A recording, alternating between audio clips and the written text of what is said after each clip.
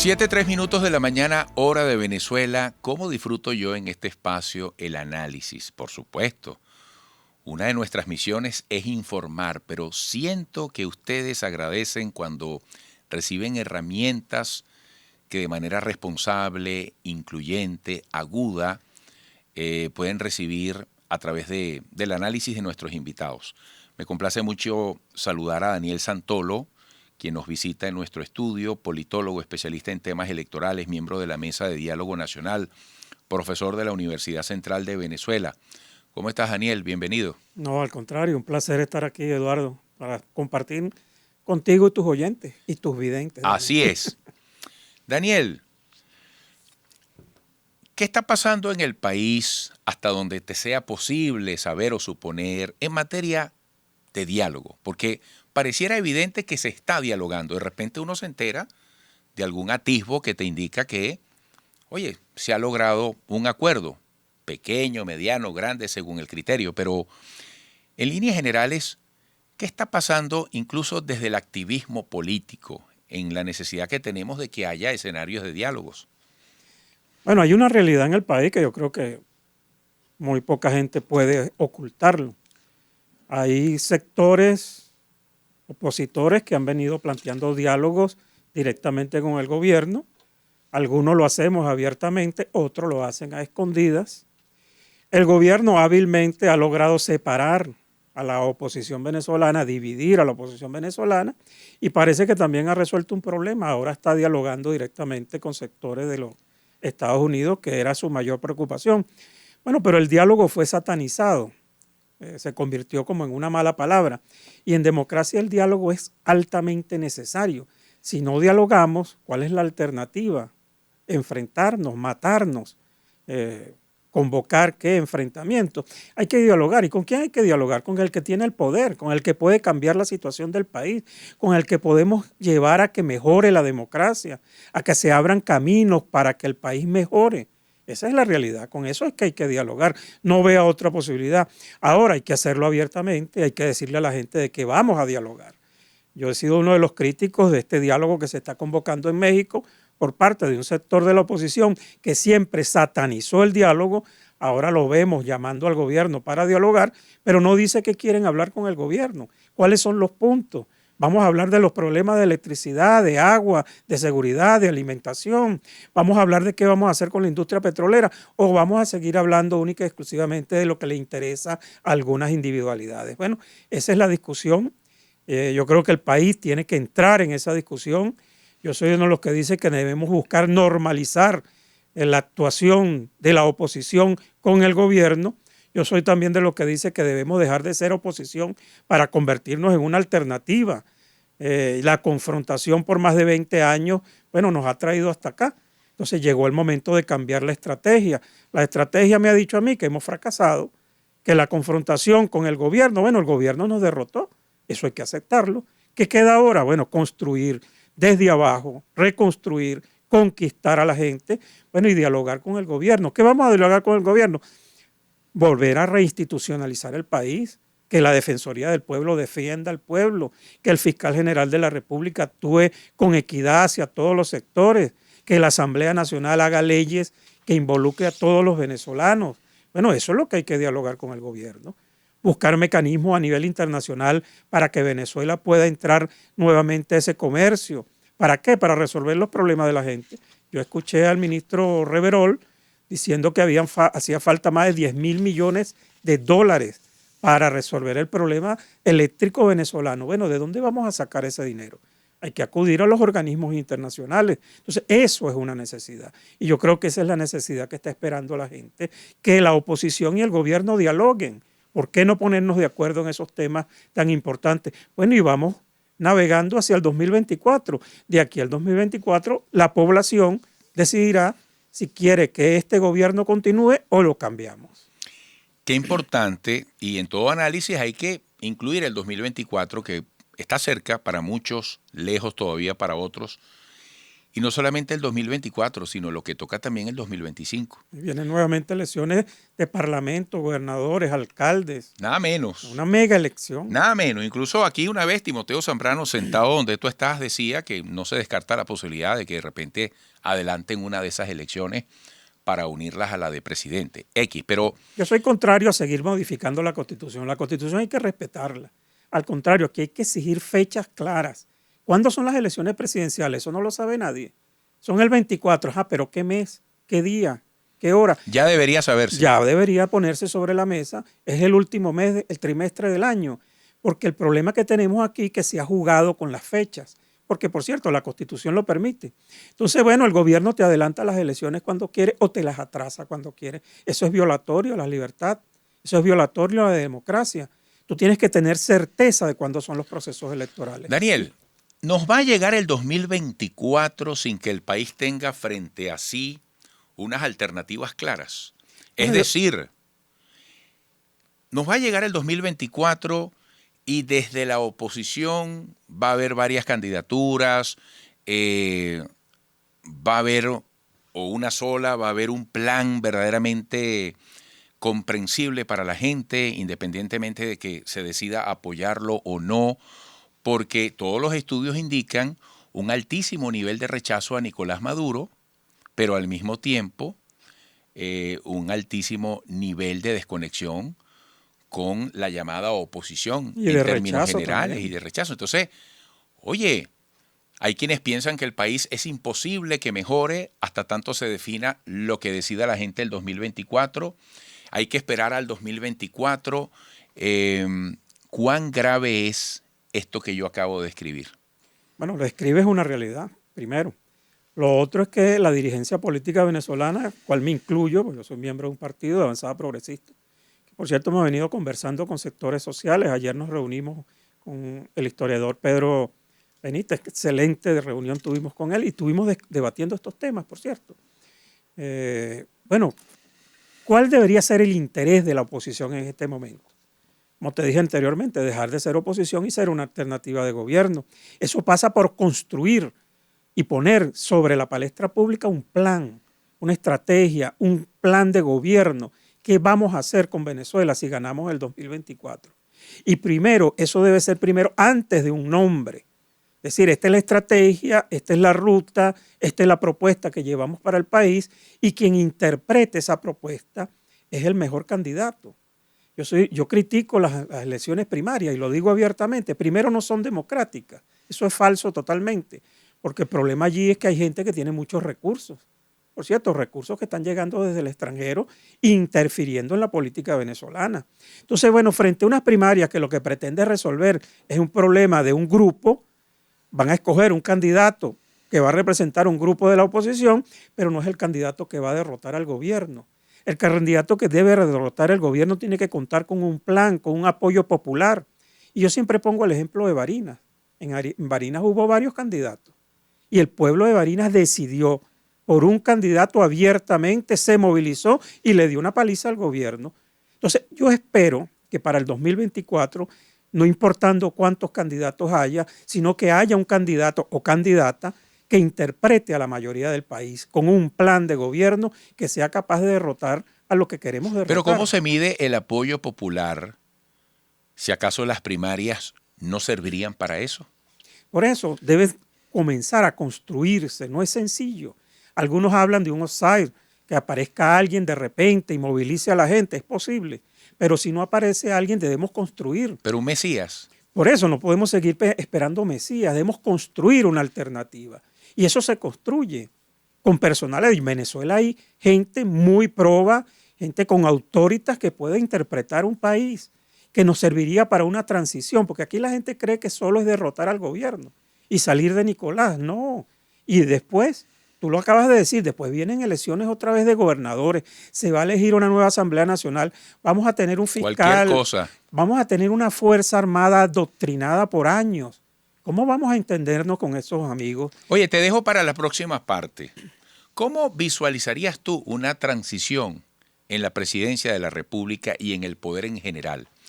Imaginemos que dentro de un ambiente de hartazgo, quienes encarnen la alternativa de la oposición en la presidencia y las elecciones del 2025 resultaran favorecidos. ¿Cómo te imaginas tú el tema de la gobernanza o la gobernabilidad? Este país necesariamente tiene que pasar por acuerdos. Y otra cosa, hablemos de las organizaciones políticas que pregonan democracia, que exigen derechos, participación. ¿Qué demostración nos están dando? Porque yo te pregunto, el venezolano escucha aquí debate de las organizaciones políticas, el rollo de los adecos, ustedes mismos, Avanzada Progresista, hasta hace poco nos decían que eran un partido donde había uno de los líderes llamado Henry Falcón, ya no están juntos. Es decir, esas discusiones, yo creo, son saludables a la gente. Generan cultura política, interés, son parte de un debate que necesitamos para tomar decisiones. Ese tema también me gustaría que lo incluyéramos al regreso. Amigos, Daniel Santolo, politólogo, especialista en temas electorales, miembro de la Mesa de Diálogo Nacional, profesor de la Universidad Central de Venezuela. Al regreso. 7:17 minutos, Daniel Santolo, politólogo, especialista en temas electorales, miembro de la Mesa de Diálogo Nacional, profesor de la Universidad Central de Venezuela. Parte de la franqueza con la que hay que hablarle al país es ese punto que yo dejaba anterior. ¿Tú cómo te imaginas una transición en el poder en sus distintos niveles en Venezuela? Bueno, yo me imagino un Ramón J. Velázquez. Cuando acá la democracia tuvo la crisis, cuando fue destituido y preso Carlos Andrés Pérez, se buscó una persona que estabilizó el país y lo llevó a un proceso electoral. Yo creo que llega el momento de buscar esa persona que pueda impulsar esa transición después de 2024, que sea aceptado por todos, que sea una persona que tenga autoridad, que tenga autoridad, que pueda ser respetado por la Fuerza Armada, que no sea un perseguidor de lo que representan los que están en el gobierno ahorita. De lo contrario, no va a haber paz en el país. Además, al gobierno le conviene que haya alternancia en el poder. El gobierno está totalmente desgastado. Debería permitir que el país respirara, que volviera al sistema democrático real, donde las instituciones sirvan como instituciones para la gente. Entonces, yo me imagino esa transición con un proyecto de país para desarrollar a Venezuela, que encabece un venezolano que sea aceptado por todos, que acabe el conflicto, porque si no Venezuela no se va a desarrollar, vamos a seguir en este conflicto y no sabemos hasta cuándo. Esta confrontación nos ha traído hasta acá, hasta esta situación de tragedia que estamos atravesando. Bueno, eso hay que resolverlo, por eso yo he dicho que ahorita lo responsable de la política venezolana, de los partidos, de los líderes o de los que algunos se hacen llamar líderes, bueno, es buscar una salida democrática. Y esa salida tiene que ser constitucional, electoral, democrática, participativa. Los gremios, los sindicatos, los partidos políticos debemos dar el ejemplo. La democracia no solo se predica, se practica. Porque aquí los sindicatos no hacen elecciones, los gremios no hacen elecciones, los partidos no hacen elecciones internas. Bueno, ahorita se están dando procesos. Avanzada Progresista tiene un proceso interno de relegitimación de sus autoridades. Bueno, eso hay que presentárselo al país. Entonces no podemos seguir solo criticando, sino también haciendo, actuando. Por eso hay que construir ese proyecto del país. Porque esa transición yo no la veo de otra forma. Porque si no, no va a haber transición, lo que va a haber es mayor confrontación. Hay mucha gente escéptica con respecto a las condiciones electorales. Hay mucha gente que dice que en este país es imposible pensar en el respeto a la integridad del voto, del pronunciamiento de la gente. ¿Qué le respondes? Eso es totalmente falso. Aquí lo que se hizo fue una gran campaña para destruir el voto como salida democrática. ¿Por qué? Porque hay un grupo de interés que quería desplazar del gobierno a los quienes gobiernan por la vía de la fuerza, usando otros mecanismos, y para nadie es un secreto. Aquí se han intentado golpes de Estado, invasiones, contratación de mercenarios. Eso no es una realidad, eso no está escondido. Además, fue denunciado por el mismo Departamento de Estado de los Estados Unidos. Entonces, frente a eso, hay un sector que cree en la democracia, que ha venido impulsando el voto como salida, y lo hemos demostrado. Yo pongo este ejemplo, en el 2007 se derrotó a Hugo Chávez Frías cuando Hugo Chávez Frías tenía casi el 60% de aceptación en el país, cuando trató de modificar la Constitución. En el 2015 derrotamos al gobierno electoralmente. Ahorita acabamos de ganar unas gobernaciones, 127 alcaldías. Entonces, sí es posible derrotar al gobierno. Nosotros obtuvimos el año pasado más votos que el gobierno, sumando toda la oposición. Los votos se cuentan. Ahora, si usted se queda en su casa haciéndole caso a quien lo llama a la abstención, bueno, pasa lo que pasa. Aquí pasó en Caracas. Caracas nosotros, primera vez en la historia, Eduardo, que no ganamos una parroquia. Todas las parroquias se perdieron. ¿Por qué? Primero porque se dividió la votación y se siguió con esa política abstencionista. Bueno, ¿es posible derrotar al gobierno electoralmente? Sí, pero hay que convencer a la gente. Tienes que presentarle buenos candidatos, tienes que tener un plan de gobierno para poder motivar y emocionar. El voto es emocional. ¿Qué pasa? Fíjate cómo voy a hacer una cacofonía voluntaria, una redundancia. ¿Qué pasa para que eso no pase? Algo tan obvio. Porque no hemos sido después de más de 20 años, chicos. No y conecto tomado. con la otra pregunta que yo te hacía. ¿Qué mensaje emiten las organizaciones políticas para que uno sepa cuáles son sus discusiones, cuáles son sus porqués, por dónde van las cosas, cómo piensan el futuro del país, cómo piensan sus propuestas? En los partidos ¿Qué políticos pasa para que algo tan evidentemente necesario como lo que tú dices no pase? Bueno, los partidos políticos primero perdieron su ideología. Aquí esa discusión de la ideología, los partidos tienen que presentarle al país qué piensan. Además, ¿cuál es el país que nosotros soñamos? Eso lo hizo Acción Democrática y COPEI en sus tiempos. ADER al partido del pueblo, de la gente pobre, de los necesitados. COPEI representó una clase media pujante del país. Había un mensaje con contenido. Lamentablemente, de unos años para acá, el contenido de la política ha sido nada más la confrontación. El Chávez vete ya, cuando inauguramos el Chávez vete ya, perdimos el norte de la política. Y tú te pones a revisar, Eduardo, desde 2000, 2002 para acá, son los mismos actores cometiendo los mismos errores, conspirando, buscando una salida rápida sin tratar de convencer a la gente, de presentarle algo que lo emocione y lo enamore y le diga hacia dónde vamos. Los partidos políticos tenemos la responsabilidad de guiar a la gente. ¿Qué pasó con aquella clamorosa victoria del 2015?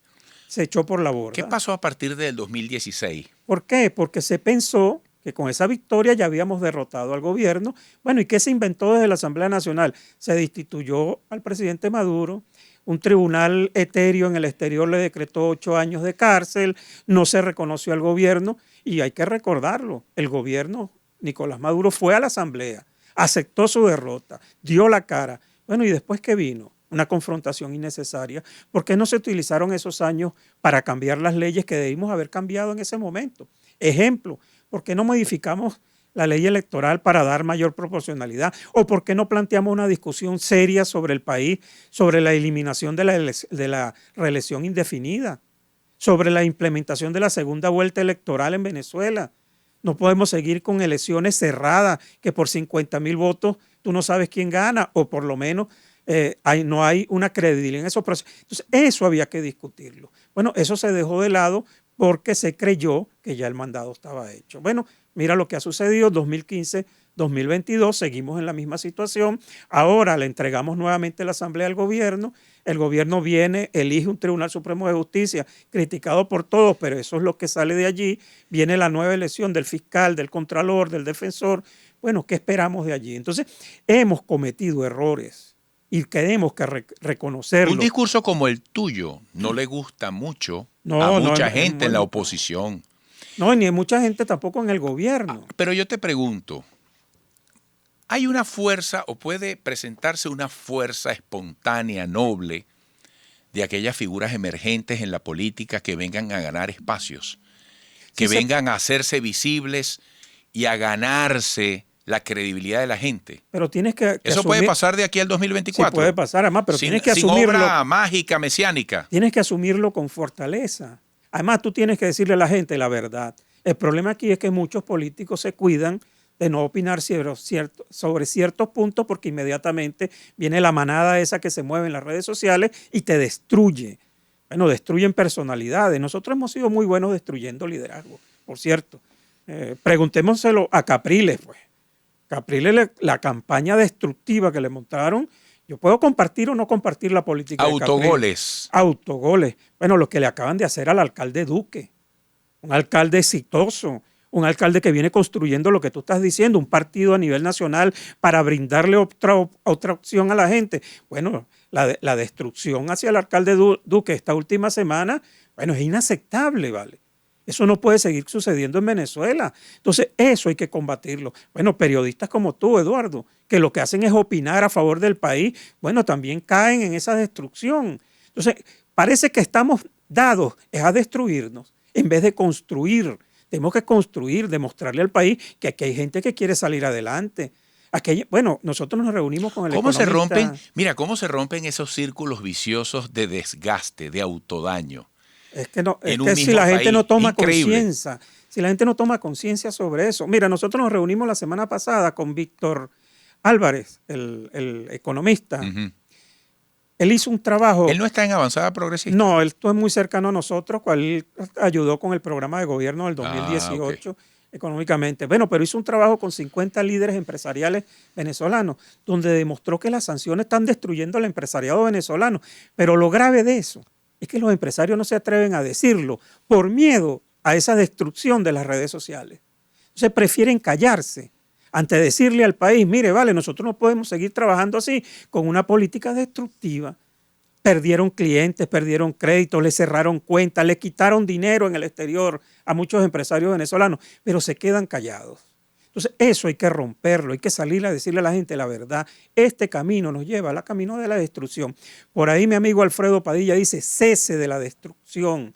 No es cese de ese mantra que no nos llevó a nada tampoco. Ahorita el mantra debe ser cese a la destrucción. Vamos a plantearle al país una salida que nos interesa a todos, nos incluye a todos. Por ahí dicen, eso es darle oxígeno a Nicolás. No vale, el oxígeno lo necesitamos somos nosotros. ¿Y hasta qué punto a estas alturas del juego los venezolanos tenemos autonomía para trabajar ese destino? ¿Hasta qué punto toda la influencia de la comunidad internacional puede estar determinando nuestro futuro?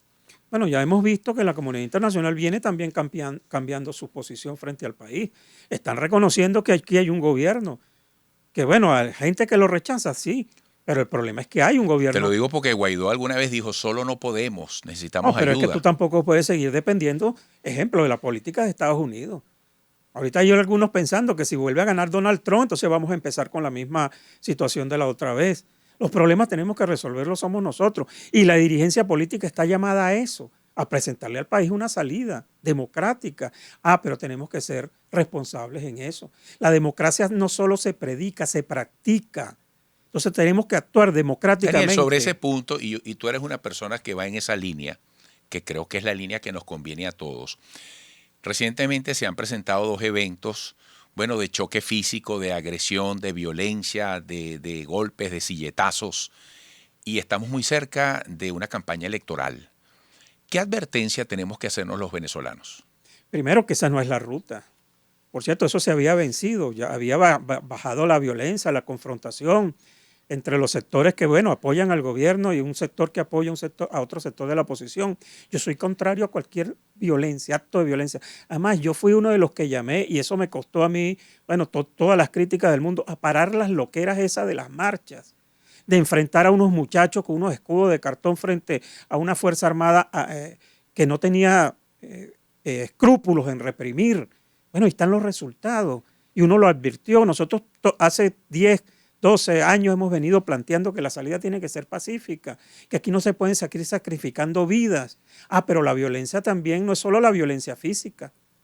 Violencia también es ir a los Estados Unidos a pedir que nos sancionen. Eso es violencia, porque ¿quiénes están siendo sacrificados? Los venezolanos, la gente que no consigue insumos en un hospital, los que tienen que hacer cola para el gasoil y no pueden traer. ¿Han cumplido su objetivo las sanciones? ¿Han debilitado a Maduro? Absoluto, además ya voceros en los propios Estados Unidos, tanto del Senado, tanto republicanos como demócratas, han dicho que esas sanciones no han hecho absolutamente nada en favor del país. Están reconociendo que las mismas sanciones no han ayudado a resolver el problema en Cuba de la democracia. Bueno, nosotros no podemos recorrer los 60 años que ha recorrido Cuba bajo sanciones. Ahí está el presidente Nicolás Maduro saliendo ¿a qué? A reunirse con países no democráticos. Esta gira que está haciendo ahorita, ¿con quiénes se está llegando a acuerdo? Que está comprometiendo al país por más de 20 años con estos países. ¿Y eso por qué? Eso es una respuesta a que Estados Unidos le cierra las puertas al país. Estados Unidos debería cambiar su política hacia Venezuela, debería ser una política más amistosa, además hacia todo el continente. El continente está cambiando. Las elecciones en Colombia, las elecciones en Brasil, Chile, Ecuador, Bolivia, el continente ha venido girando hacia partidos progresistas. El Estados Unidos tiene que tomar en cuenta esa situación y empezar a cambiar su actitud frente a nosotros. Entonces debe ser una actitud de colaboración, porque ¿qué está pasando? Que está perdiendo la lealtad de nosotros como país. ¿Hacia dónde está cogiendo el gobierno? Hacia China, hacia Irán, hacia Rusia. ¿Por qué? Porque también la confrontación nos ha llevado a esto y el gobierno ni corto ni perezoso recurre a esos aliados. Bueno, esa política debe ser cambiada también y eso tenemos que decírselo al país. La industria petrolera, la única forma de recuperar esa industria es que Estados Unidos permita que estas empresas estadounidenses, transnacionales, que fueron las que instalaron esas refinerías y esas industrias en Venezuela, las retomen. Eso tiene que abrirse. Bueno, pareciera que hay posibilidades, hay una expectativa allí. Creo que sí, espero que sí también. Bueno, Daniel, se agotó el tiempo. Agradecido como siempre. Hasta pronto. No, agradecido a ti y que tenga un excelente día. Siempre he considerado que tu discurso, tu mensaje es incluyente, es constructivo y conveniente a la solución que nos conviene a todos los venezolanos. Suma. Daniel Santolo, politólogo, especialista en temas electorales, miembro de la Mesa de Diálogo Nacional, profesor de la UCB. Volveremos.